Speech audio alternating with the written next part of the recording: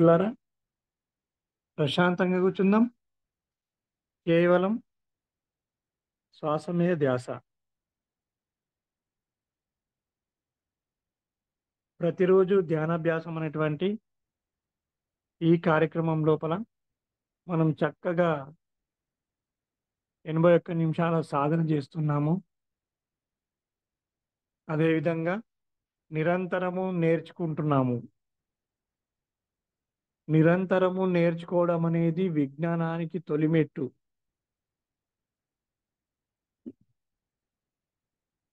మరి ధ్యాన సాధకులు తప్పక గుర్తుంచుకోవాల్సినటువంటి అంశంలో ధ్యాన సాధకుల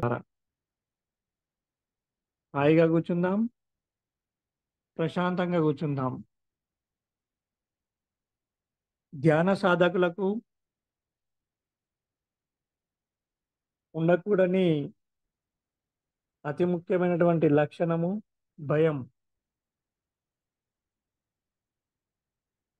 భయం ఉన్నటువంటి వ్యక్తులు ఆధ్యాత్మిక సాధనల లోపల ఆధ్యాత్మికంగా కానీ భౌతిక జీవితంలో కానీ ఎదగలేరు. ఒక ఆత్మ జన్మ తీసుకున్నప్పుడు అనేక జన్మలుగా భూమిపైన జన్మ తీసుకున్నప్పుడు రకరకాల పరిస్థితుల్లో రకరకాల విషయాల పట్ల ఎన్నో రకాల భయాలని పొందడం జరుగుతుంది. మరి అలాంటి భయాలని మనము ఒకటొక్కటిగా ధ్యాన సాధన చేస్తున్నప్పుడు బదిలించుకోవాలి. అనేక విషయాల పట్ల భయం అనేటువంటిది ఆధ్యాత్మిక ఎదుగుదలకు భౌతిక ఎదుగుదలకు ఆటంకంగా మారుతుంది. మరి ఫిజికల్ లైఫ్ లోపల మనిషి అభివృద్ధి పదంలో నడవకుండా ఉండడానికి ఈ భయం అనేటువంటిది ముఖ్య పాత్ర పోషించి వాళ్లకు పరిమితులను ఏర్పాటు చేస్తుంది. అంటే కంఫర్ట్ జోన్లో ఉండడం జరుగుతుందన్నమాట. ఇప్పుడు ఉన్నా కదా, ఇదే బాగుంది కదా, ఇంకా ప్రయత్నం ఎందుకు, ఇంకెందుకు ప్రయత్నం చేయాలి అనేటువంటి చెడు ఆలోచన మనిషిలో భయాన్ని కలిగించి ఆ యొక్క మనిషి ఆధ్యాత్మికంగా ఎదగకుండా భౌతికంగా ఎదగకుండా అడ్డుపడుతూ ఉంటుంది.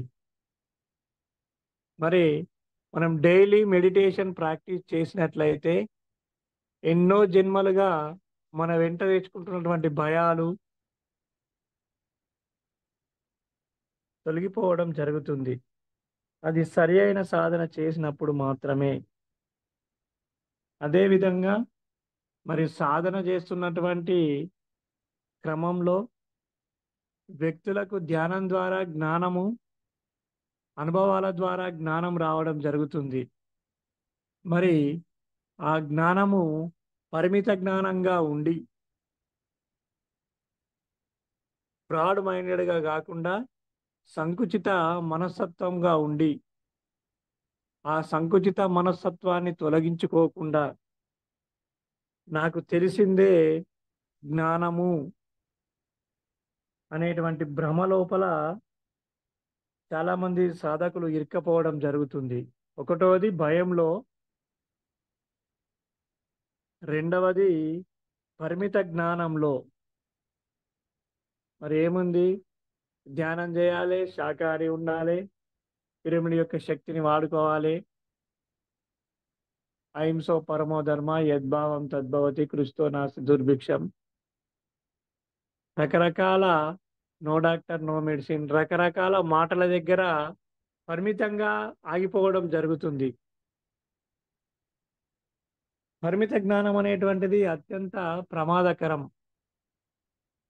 మనము డైలీ మెడిటేషన్ ప్రాక్టీస్ అనేటువంటి కార్యక్రమం ద్వారా సాధనను ఎక్కువగా చేసినప్పుడు పరిమిత జ్ఞానము అపరిమిత జ్ఞానంగా మారుతుంది. మనం ఇంకా నేర్చుకోవడానికి ఎక్కువగా ముందుకు తీసుకెళ్తుంది. నేర్చుకుంటూ ఉంటాము, నేర్పిస్తూ ఉంటాము. ఎప్పుడైతే నేర్చుకుంటూ, నేర్పిస్తూ ఉంటామో, అప్పుడు పరిమిత జ్ఞానానికి మనము స్వస్తి పలికినట్లవుతుంది. మూడవదొచ్చేసి ఈ భయాన్ని దాటి, ఈ పరిమిత జ్ఞానాన్ని దాటి సాధన జేస్తున్నప్పుడు లోపల కొన్ని రకాల మార్పులు జరిగి, కొన్ని రకాల సిద్ధుల్ని పొందేటువంటి అవకాశం ఉంటుంది. Tongue power, thought power, astral travelling, visualisation power, vision, masters తోటి మాట్లాడడము, ఇలాంటియి కొన్ని వస్తుంటాయి. వచ్చినప్పుడు వాటి ద్వారా గూడా గర్వం రావడానికి అవకాశం ఉంటుంది. ఒకటోది భయం ద్వారా సాధకుడు ఆగిపోవడానికి అవకాశం ఉంటది. భయంలో చిక్కుకొని, రకరకాల భయాలలో చిక్కుకొని, అట్లాగే పరిమిత జ్ఞానంలో చిక్కుకొని ఆగిపోవడానికి అవకాశం ఉంటుంది. సాధన భయాన్ని, పరిమిత జ్ఞానాన్ని దాటిన తర్వాత సరి అయినటువంటి సాధన ద్వారా కొన్ని సిద్ధుల్ని పొంది, మరి ఆ సిద్ధుల యొక్క ప్రభావం చేత సరి అయినటువంటి గైడెన్సు, సరి అయినటువంటి సాధన లేక ఆ సిద్ధుల లోపలనే ఇరుక్కుపోయేటువంటి అవకాశం ఉంటుంది. కాబట్టి నిరంతరంగా నేర్చుకుంటూనే ఉండాలి, నేర్పిస్తూనే ఉండాలి. అంటే సాధన చేస్తున్నప్పుడు ఒకరికచ్చినటువంటి పవర్సు, ఒకరికచ్చినటువంటి సిద్ధులు వేరే వాళ్ళకు రావాలి అనేటువంటి కండిషన్ ఏం లేదు. వారి యొక్క జన్మల యొక్క కర్మలను బట్టి, వారి జన్మల యొక్క జ్ఞానాన్ని బట్టి, వారు చేస్తున్నటువంటి సాధనను బట్టి, వారు ఈ భూమిపైన ఉన్నటువంటి గొప్ప విశ్వ కళ్యాణ సంకల్పాన్ని బట్టి వారికి కొన్ని సిద్ధులు సిద్ధించడం జరుగుతుంది. ఆ యొక్క పవర్స్‌ని మనము లోక కళ్యాణార్థమే వాడాలి.